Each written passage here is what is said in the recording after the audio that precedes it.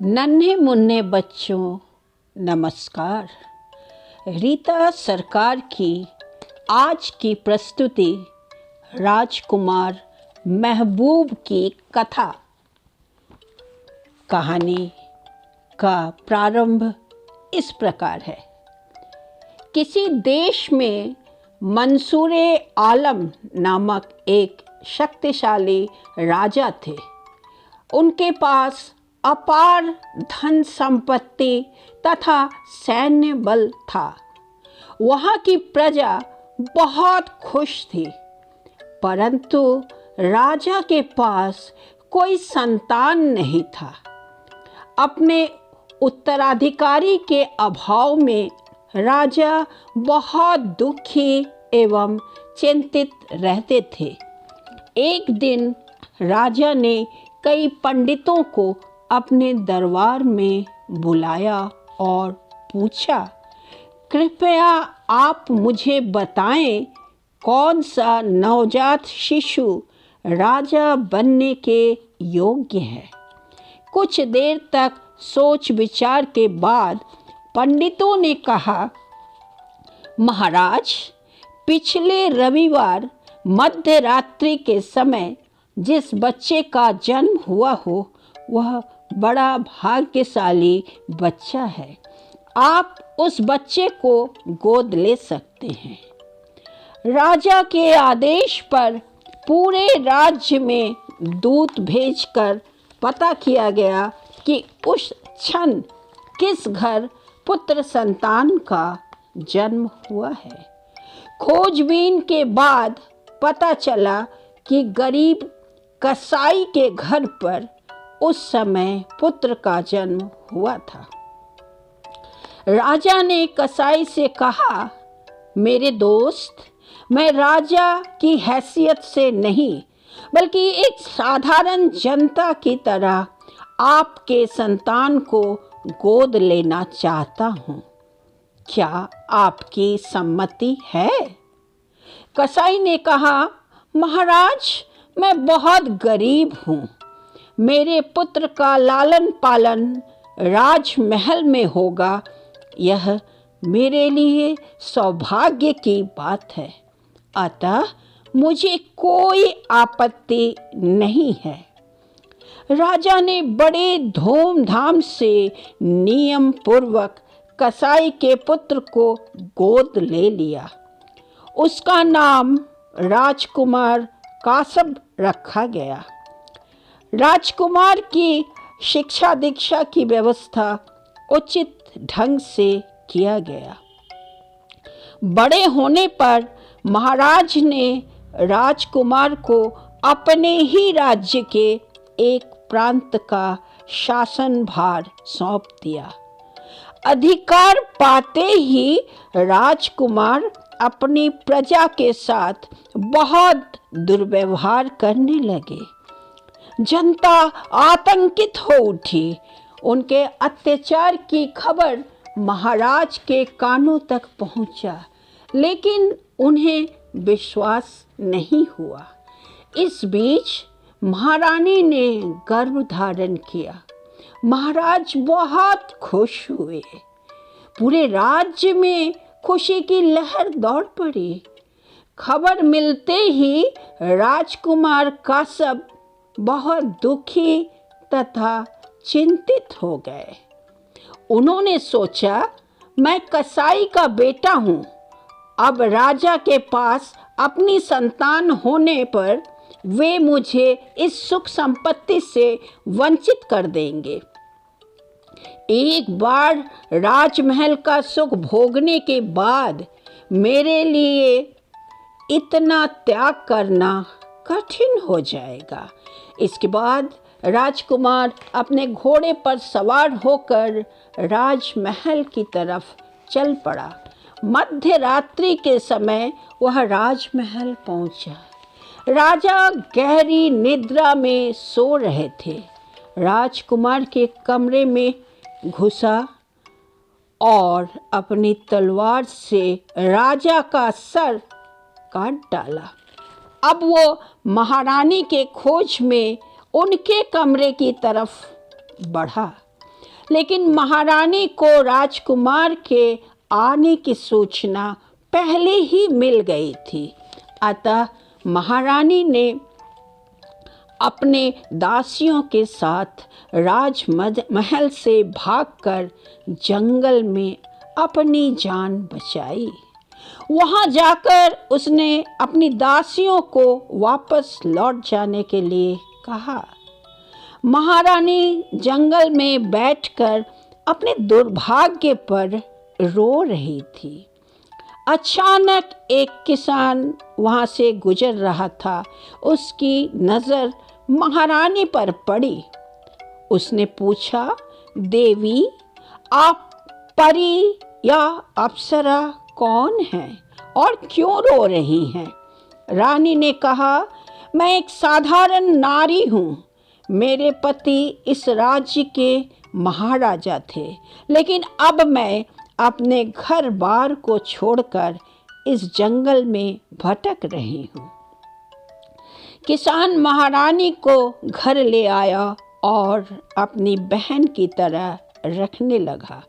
यथा समय रानी ने एक पुत्र संतान को जन्म दिया।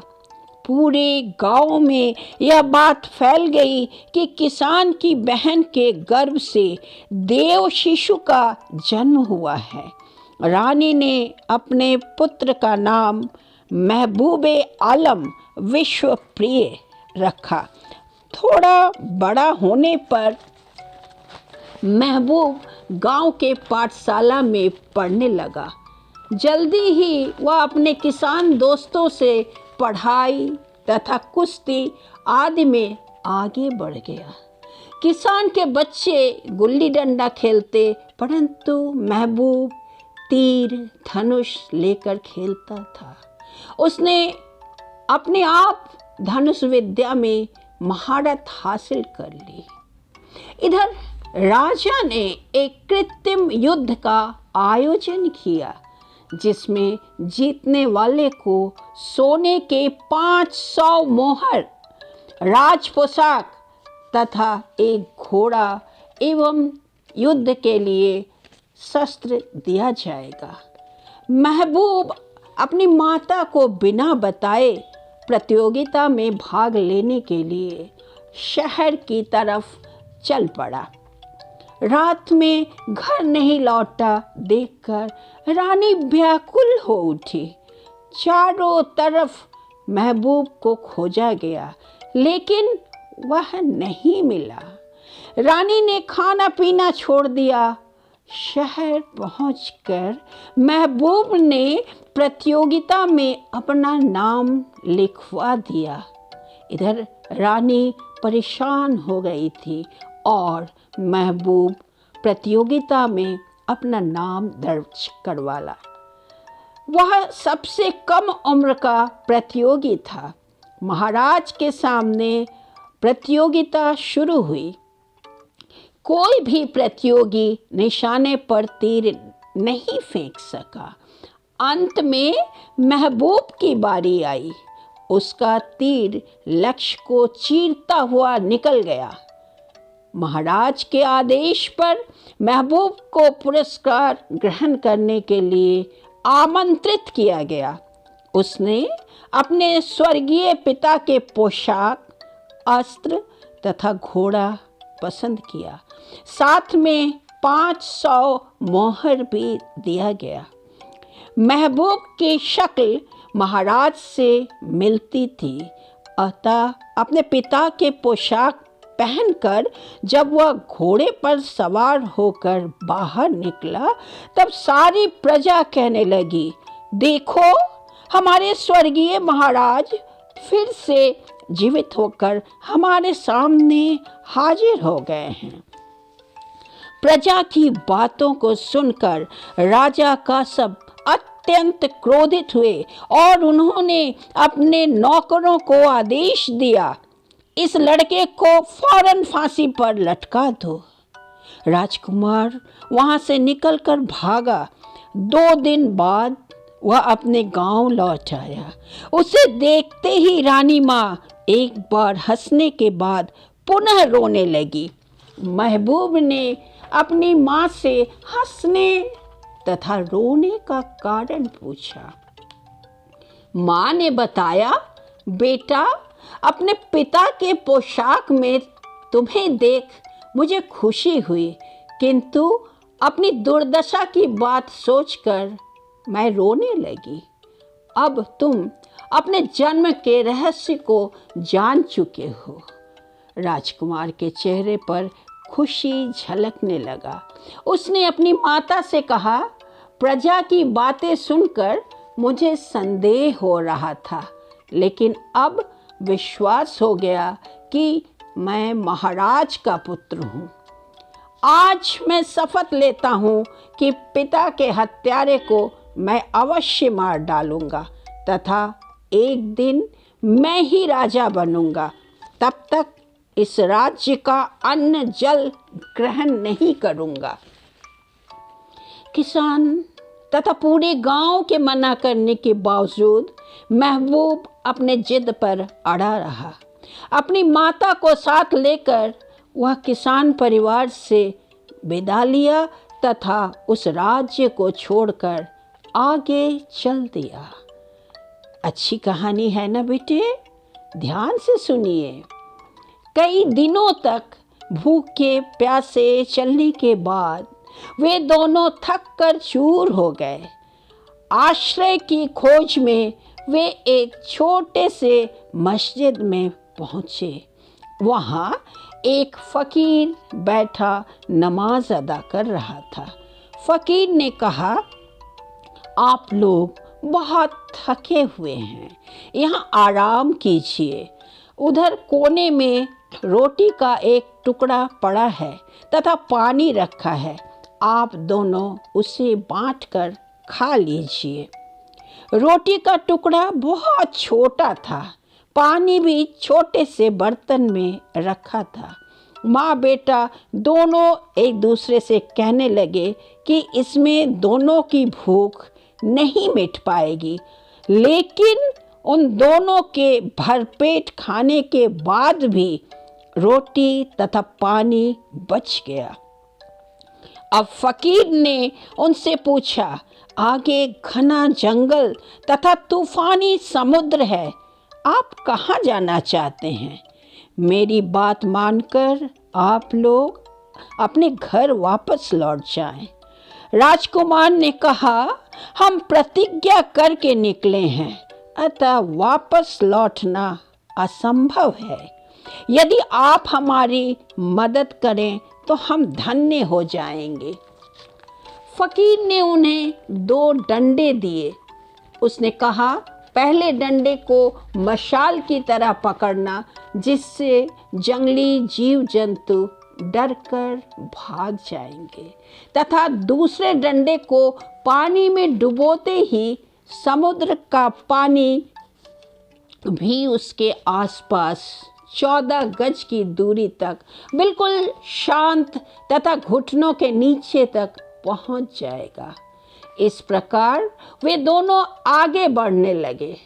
राजकुमार ने ज्यों ही समुद्र में डंडे को डुबोया, पानी बिल्कुल कम हो गया। पानी के नीचे समुद्र की सतह पर प्रबाल, मणि, मोती साफ दिखने लगे। रानी अपने हाथों में मशाल लेकर राजकुमार के पीछे चलने लगी।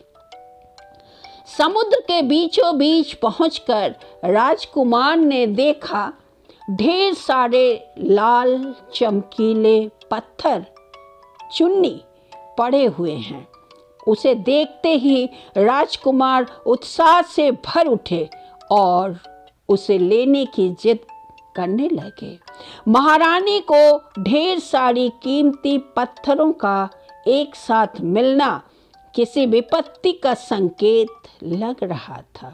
उन्होंने राजकुमार को लेने के लिए मना किया, परंतु चुन्नी की सुंदरता को देखते हुए माँ की नज़र बचाकर राजकुमार ने एक बड़ा टुकड़ा उठा लिया। इस प्रकार दोनों डंडों की सहायता से समुद्र पार करने के बाद थोड़ी दूर चलकर वे राज्य की राजधानी पहुंच गए। एक सराय में उन दोनों ने डेरा डाला।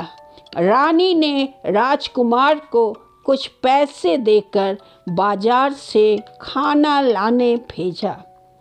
चुन्नी की बात माँ को पता चल जाएगा, यह सोचकर राजकुमार एक मिठाई वाले की दुकान में जाकर उसे चुन्नी देते हुए कहा, भाई, इस पत्थर के बदले तुम मुझे कुछ मिठाई दे दो। पत्थर को देखते ही दुकानदार उसकी कीमत जान गया। उसने एक पोटली में 5 सेर मिठाई तथा 5 सेर स्वर्ण मुद्रा बांधकर राजकुमार को दे दिया। इन चीज़ों को देखकर रानी हैरान हो गई। उसने कहा, बेटा, मैंने तुम्हें केवल 5 पैसे दिए थे। क्या तुम किसी गलत तरीके से इतने सामान ले आए हो? राजकुमार अपनी माँ से माफ़ी मांगने लगा। उसने कहा, तुमसे छिपाकर मैं एक लाल पत्थर ले आया था। उसके बदले मैंने इन चीज़ों को खरीदा। रानी को अपने बेटे पर क्रोध हुआ, लेकिन जब उसे पता चला कि मिठाई वाले ने राजकुमार को ठग लिया है, तब वह बेटे के साथ मिठाई वाले के पास पहुंची और उससे पूछा, क्यों भाई, मेरे बेटे को इस पत्थर की कीमत पता नहीं था, परंतु तुमने कैसे 9 लाख के पत्थर के बदले उसे इतना थोड़ा सामान दे दिया? मिठाई वाला रानी से माफ़ी मांगने लगा। उसने रानी को 8 लाख की और स्वर्ण मुद्राएं दी और उस पत्थर को अपने पास रखने का अनुमति ले लिया। रानी स्वर्ण मुद्राओं को लेकर सराय में वापस चली गई। मिठाई वाले ने चुन्नी अधिक कीमत पर मंत्री को बेच दिया। मंत्री ने और अधिक कीमत पर उसे महाराज को बेचा। महाराज ने वह कीमती पत्थर अपनी लाडली बेटी गुलरुख को उपहार में दे दिया। राजकन्या उस पत्थर को गले में पहनकर सैर करने निकल पड़ी। इधर उधर घूमने के बाद राजकन्या एक पेड़ के नीचे बैठ गई। पेड़ की डाल पर एक मैना और एक तोता बातें कर रहे थे।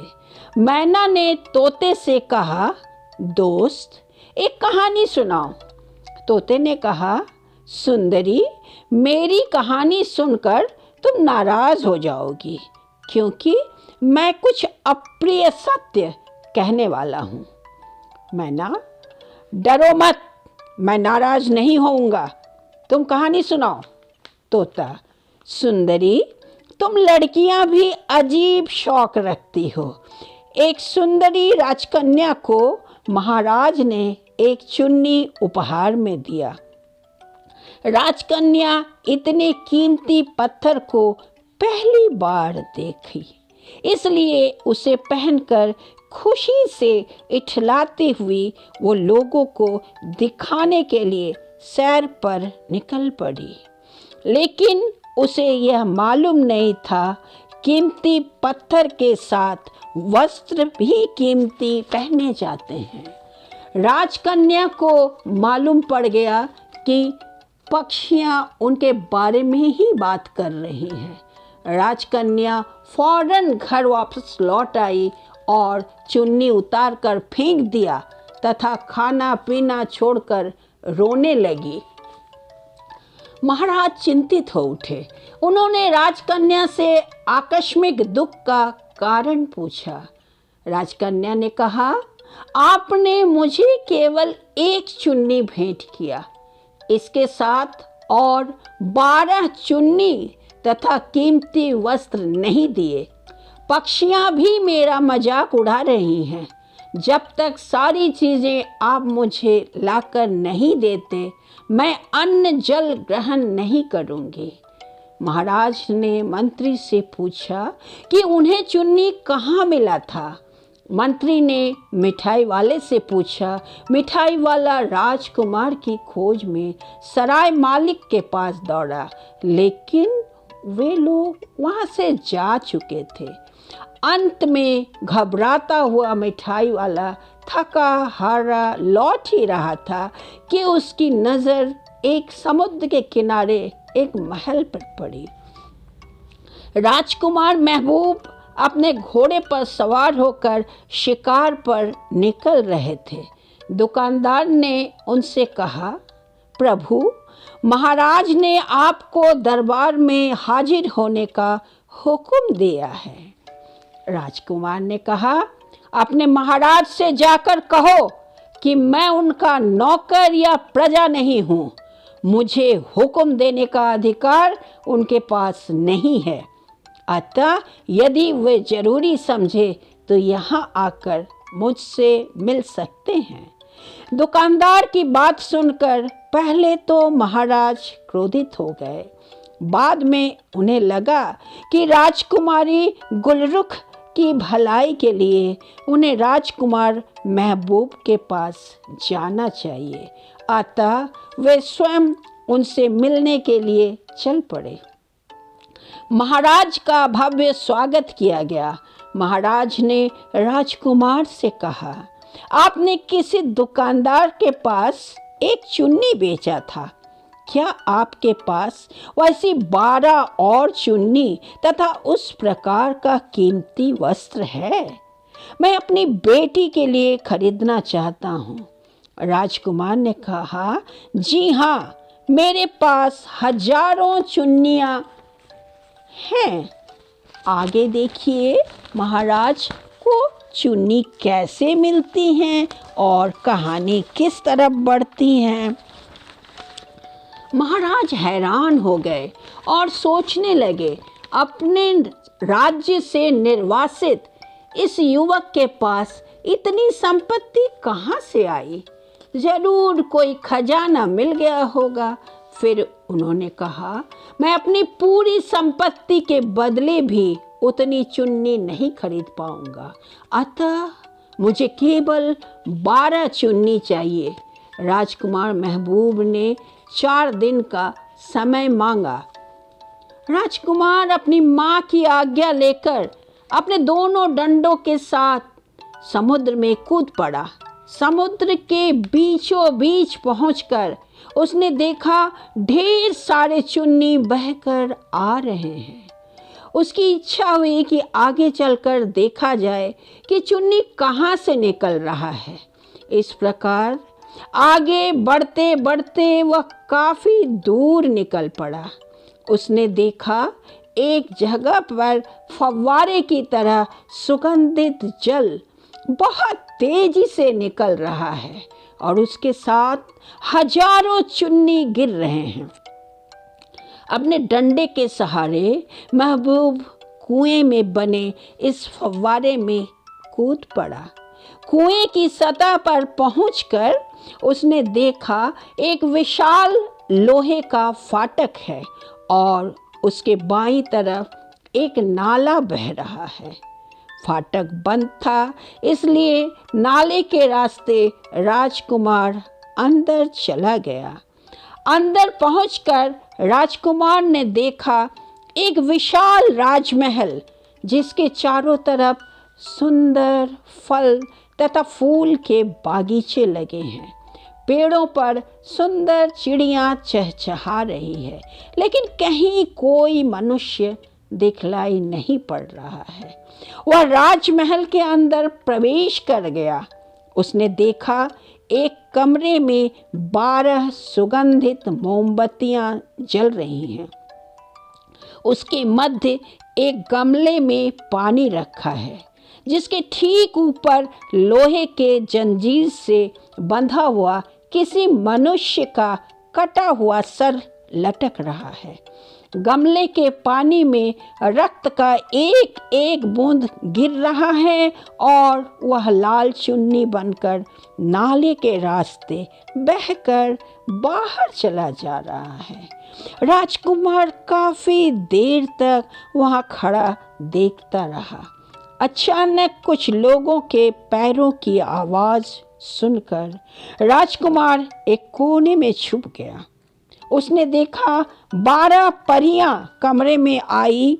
एक परी ने कटे हुए सर को उतारकर गुप्त स्थान पर रखे हुए धड़ के साथ मिलाया और उस मृत शरीर को सोने के पलंग पर लिटा दिया। अब सारी परियां गाना गाते हुए पलंग के चारों तरफ तेजी से घूमने लगी। उनके पसीने से ही सुगंधित जल नाले के रास्ते चुन्नी के साथ बाहर निकल रहा था। अंत में परियां थककर चूर हो गईं तथा मृत शरीर पर झुककर कहने लगी, प्रभु, और कब तक हम सब निराश होकर आपकी राह देखते रहें। पिछले 14 वर्षों से आप इस प्रकार काल निद्रा में अचेतन पड़े हुए हैं। अचानक कमरे की फर्श को चीरते हुए मस्जिद का वही फकीर बाहर निकल आया। परियां उल्लासपूर्वक चिल्लाने लगी, ख्वाजा खिज़िर, ख्वाजा खिज़िर, आपको समय मिल गया। फकीर ने कहा, अब आप सब रोना बंद करें, मैं आ गया हूँ। उसने कोने में छुपे हुए महबूब से कहा, राजकुमार, निकलकर बाहर आ जाओ। इस पलंग पर तुम्हारे पिता का मृत शरीर है। उनकी हत्या के बाद परियां उनके शरीर को यहाँ लेकर आई थी। तुम्हारे पूर्वज इन परियों तथा दैत्यों पर राज करते थे। उनकी प्रथानुसार इस परिवार के किसी व्यक्ति के मृत शरीर को इस जगह समाधिस्थ किया जाता है। भाग्यवश अब तुम पहुंच चुके हो।